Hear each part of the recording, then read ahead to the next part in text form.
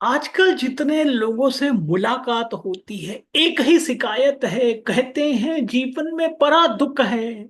हम कहते हैं धन संपत्ति कितना बना लिया। कहते हैं धन संपत्ति तो बहुत बना ली है, मतलब खजाना तो चारों तरफ से खूब इकट्ठा कर लिया। लेकिन ये दुख का संसार जो है ना, कहीं पीछा ही नहीं छोड़ता।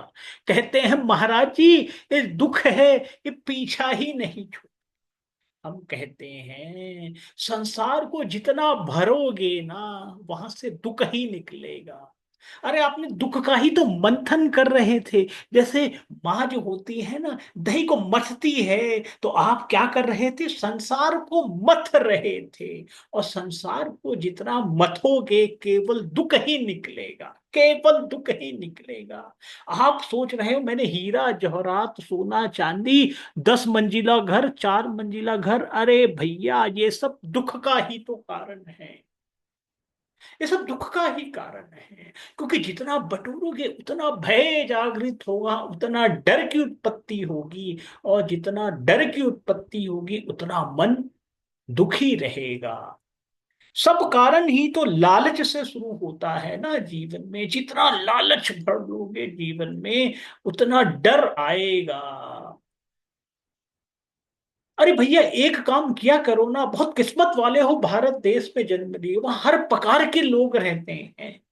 जब भी मन दुखी हो जाए ना, जब भी मन दुखी हो जाए, आपके घर के आसपास कोई ऐसा जगह जरूर होगा, क्योंकि भारत देश है भैया, जहाँ पे लोग गरीब बच्चे रहते हैं। जहाँ गरीब बच्चे रहते हैं, जहाँ काम वाली काम करती है, काम वाली जो घर पे आती है ना, उनके घरों की तरफ एक बार चले जाया करो और उनके बच्चों को देख लिया करो। बहुत जगह यही पाओगे।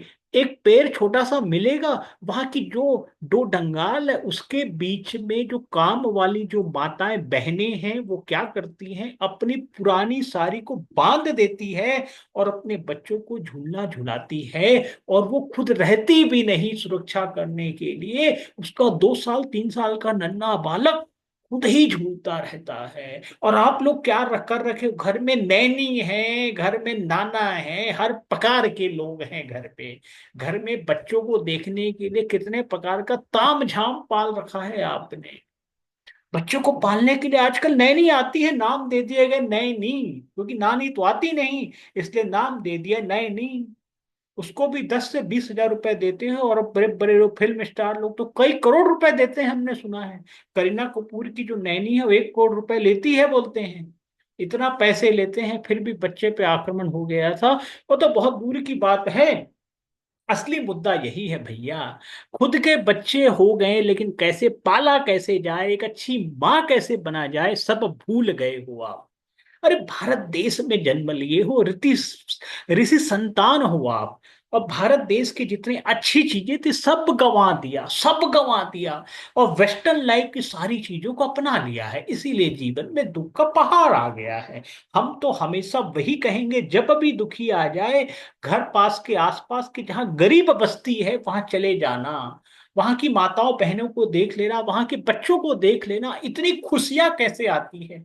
कुछ नहीं है, आप ही के दिए हुए पुराने खिलौने से वो बच्चा इतना अच्छा खुश होके खेल रहा होगा ना, कि आपका बच्चा जो नया गिफ्ट मिला है, उतना वो आज तक नहीं खेला होगा। क्योंकि उसको उस खिलौने की कीमत ही नहीं मालूम। उसके बाप दादा ने तो बस उसे ला के दे दिया, ले बेटा ले खिलौना खेल। उसे तो कीमत भी नहीं मालूम है, उसके तो फेंक देने के बराबर है। और वो काम वाली जब आपके घर से टूटा हुआ खिलौना लेके जाती है ना, तो उस बच्चे को मालूम है मेरी माँ कहाँ से लेके आई है। उसके घर में एक खिलौने नहीं है, और उस टूटे हुए खिलौने से जो खेलता है ना, तो वहां खुशियां जनरेट होती है, मेरे सत्यचित आनंद का प्रवेश शुरू होता है। क्योंकि कृष्ण गोविंद की दुनिया है भैया, जहां अमीरी गरीबी नहीं देखी जाती, यहाँ सत्यचित आनंद देखा जाता है। जो मिला है उस पे आप कैसे खुश रह सकते हो, ये जीवन की परीक्षा है। और हर किसी को देनी है, क्योंकि हम सबका जन्म कलयुग पे हुआ है, तो स्वीकार करना पड़ेगा, चाहे किसी के घर में जन्म हुआ है। ये मत कह देना अमीरों के घर में दुखी नहीं होती। सबसे ज्यादा जो आज दुखी है संसार में, अमीर लोग हैं। क्यों? क्योंकि उनको प्रारब्ध था, बहुत अच्छा था, तो धन की वर्षा बहुत हुई है, लक्ष्मी की बहुत अच्छा कृपा हुई है, लेकिन मेरे कृष्ण गोविंद की कृपा नहीं है। कहते हैं ना, लक्ष्मी जिस घर में बहुत आ जाए तो ये मत समझ लेना मेरी सरस्वती की कृपा होगी, मेरे कृष्ण गोविंद की कृपा होगी। प्रारब्ध बहुत अच्छा था, इकट्ठा बहुत किया था आपने पिछले किसी जन्म में, उसके कारण आपको अच्छे घर में जन्म लिया है। लेकिन माँ सरस्वती की कृपा नहीं है। यदि आप किसी वस्तु का केयर नहीं कर पा रहे हैं, वस्तु का दुरुपयोग कर रहे हैं बहुत ज्यादा, समझ जाना कि सरस्वती की कृपा नहीं है आपके घर पे। सरस्वती की कृपा नहीं है तो मेरे कष्ट मेरे गोविंद नहीं आते, क्योंकि सरस्वती उनकी बहन है, उस समय जाती है जहां मेरी बहन नहीं रहती, वहां मैं कैसे जाऊंगा? मेरी पत्नी जरूर निवास कर रही है, क्योंकि मेरी पत्नी को कैद कर लिया है अपने प्रारब्ध के बेसिस पे। लेकिन लक्ष्मी जो है वो समझ जाती है, मेरे कृष्ण मेरे गोविंद नहीं आते, मेरे पति देव यहाँ नहीं आते, वो धीरे धीरे खसकना शुरू कर देती है। वो परिवार दरिद्र हो जाता है। अमीर परिवार जरूर आया था इस संसार में, लेकिन वो परिवार देखते देखते दरिद्र हो जाता है। पहले तो सरस्वती गायब थी, फिर मेरे कृष्ण मेरे विष्णु गायब थे, लक्ष्मी का भी गायब होना शुरू हो जाता है। यही जीवन है भैया। इसीलिए कहते हैं, जमीन में रहो, जमीन से जुड़ के रहो, अपनी गलतियों को स्वीकार करो, सबको सम्मान दो इस दुनिया में। बहुत बड़ी कृपा है यदि आपके धन दौलत बना हुआ है, लेकिन हर एक चीज की वैल्यू दो, रिस्पेक्ट करो, अपने माँ बाप का सम्मान करो, जिन्होंने उनकी प्रारब्ध थे, जिसके कारण आपका जन्म हुआ है। और माँ बाप की बच्चों की केयर करनी चाहिए। सबको एक दूसरों के साथ मिलके कैसे रहा जाता है, ये मेरा भारत देश बहुत बड़ा एग्जाम्पल है। क्योंकि भारत देश में जो बरगद का पेड़ होता है ना, हम उसको भगवान शिव शंकर मानते हैं। एक बरगद का पेड़ जो होता है वो फैमिली ट्री मानी जाती है। वो दिखाती है कि एक जड़ में सब रहते हुए सारे संसार में कैसे राज कर सकते हैं भैया। तो उसमें बहुत छोटे छोटे बेर के फल लगने लग जाते हैं। इसी को बिग बेनियन ट्री बोला जाता है। बिग बेनियन ट्री बहुत कुछ सिखाता है जीवन में, कि दुख रहते हुए भी संसार में यदि एक साथ रहो, आप एक साथ रहो तो दुनिया को जीत सकते हो। लेकिन क्या है, हम आजकल ज्वाइंट फैमिली रही नहीं है, अकेले रह रहे हो मियाँ बीवी बच्चे के साथ, और इधर उधर ऊंच नीच हुई तो दुख आ घेर लेता है। माँ से तो अच्छी बात जमती नहीं, पिताजी से जमती नहीं, भाई बंधुओं से रिश्ता कटा हुआ है, सब जगह अकेले महसूस करने लगते हो। जो अपने थे वो पराये बना दिए हो। सबसे बड़ी गलती यही है। इसीलिए दुख आंखें घेर लेता है। जब भी दुख आए नेचर के पास चले जाओ, घूमने चले जाओ, थोड़ी शुद्ध हवा खाओ, माँ बाप से बात करो, भाई से बात करो, थोड़ा मन हल्का होगा। दो चार अच्छे फ्रेंड जरूर बना के रखो भैया। हजारों फ्रेंड है व्हाट्सएप फेसबुक में, लेकिन कोई काम नहीं आते जब मन डिप्रेस होता है। और मन डिप्रेस होगा ही नहीं यदि आपका मन जो है मेरे आराध्य मेरे कृष्ण मेरे गोविंद की चरणों में रहेगा। क्योंकि यदि आप गोविंद के भक्त बन जाओगे तो वो दुख को प्रवेश करने ही नहीं देते। उनका तो वादा है, जो मेरी तरफ चले आए, मेरी शरण में चले आए, चाहे वो रावण भी क्यों ना हो, तो मेरा अयोध्या खाली है, अयोध्या का राजा बना देता।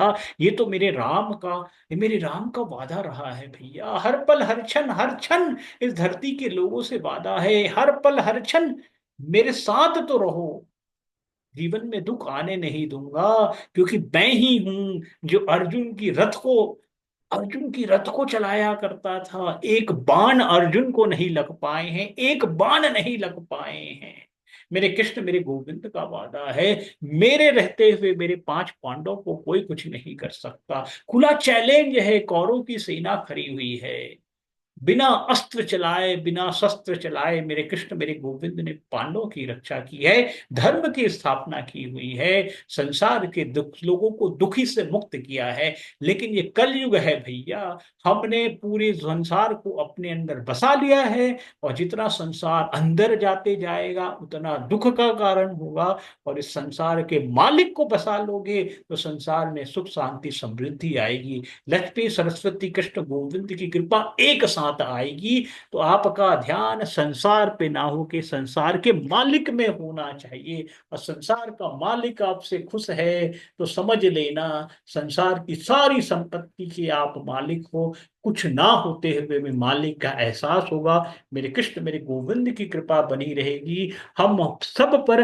राधा रानी की असीम कृपा बनी रहे, पूरे संसार में सुख शांति की कल्पना करते हैं, आशीर्वाद देते हैं, संसार में सुख शांति समृद्धि बनी रहे, हम सब पर राधा रानी की असीम कृपा बनी रहे। जय जय श्री कृष्णा, जय जय श्री राधे, वृंदावन धाम की जय हो, राधा रानी की जय हो, जय हो, जय हो।